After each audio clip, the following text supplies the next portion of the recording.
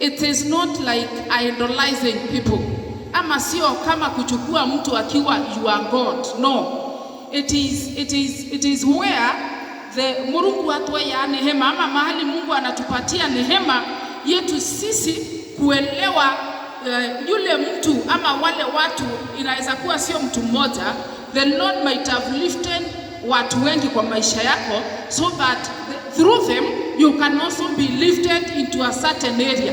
Na inaweza kuwa umeinuliwa kwa area fulani ambayo pia wewe kuna watu Mungu ameweka ndio wakaweze kuinuliwa kupitia wewe, na wakiwa wanainuliwa kupitia wewe, inaweza kuwa pia wewe nawe kuna mtu mwingine Mungu ameweka kwa sababu yako ndio nawe ukaweze kuinua kwa njia zingine. Kwa maana kuinuliwa sio kwa njia moja, kuna kuinuliwa kwa njia tofauti tofauti. Praise the name of the Lord. Tuseme kama ni hawa watoto wadogo, kuna njia nyingi ambazo mnaweza inuliwa nazo. Mnaweza inuliwa kwa njia ya kimasomo, mnaweza inuliwa kwa njia ya kimaisha, mnaweza inuliwa spiritually.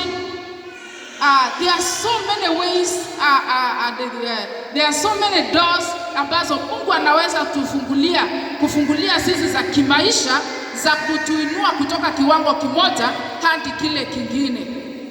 Na ndio maana ninasema inaweza kuwa Mungu hata inua just one person to lift you in various ways.